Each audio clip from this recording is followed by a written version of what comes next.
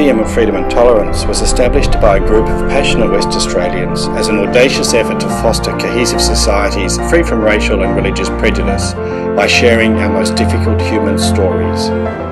Humanity has witnessed the lasting effect of discrimination through history and paid a high price to learn the values of freedom. We need to reflect on our history to reimagine our future. Our campaign has accelerated in commemoration of the 70th anniversary of the UN Declaration of Human Rights. We aim to be a portal through which to amplify the stories of our diverse society, a safe space where people can connect based on our common values.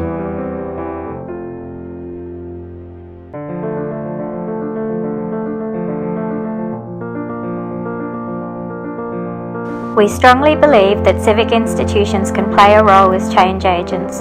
When times feel tough, when the world is more divided than united, there is a need for good people to step forward to ensure that every negative act of oppression, of discrimination, has an equal and opposite reaction.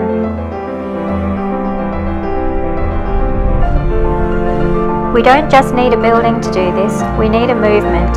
We need a way to come together as thought leaders and influencers to achieve creative and collective impact in this space and to lead with shared values.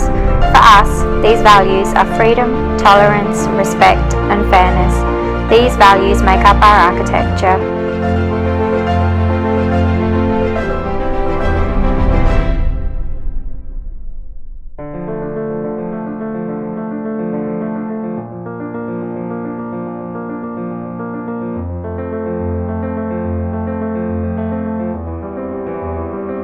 We live in such a diverse part of the world.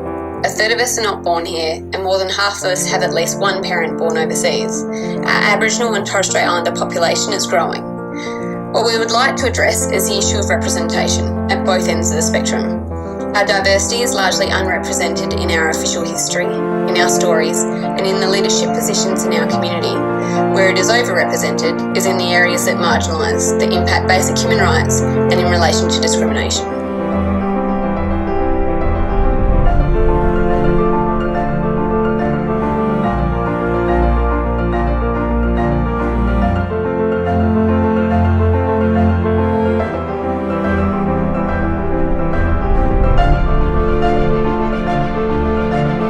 One of the most useful roles we can play is to share stories based on values, not algorithms, to preserve stories people want to tell about themselves, to be a place where more people can see themselves in their multiplicity. Then we can build one story into 100 and collectively provide a deeper understanding of the complexity of other identities, of intersectionality in practice, to enable you to engage with people rather than the stereotypes to which bias responds.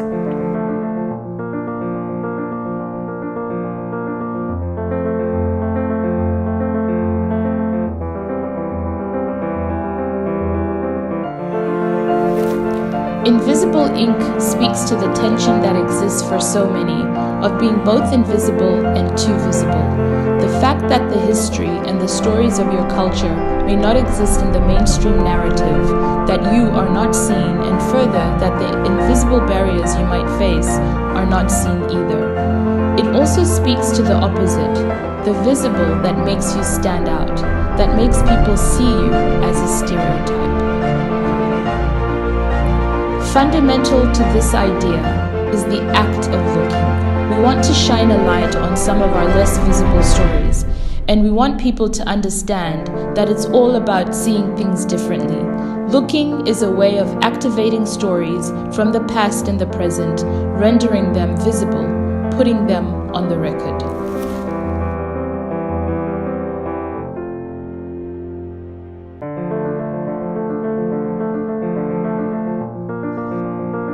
The main activation of our campaign is our partnership with the West Australian Museum, and we're looking forward to delivering an international Invisible Ink Symposium together in February next year.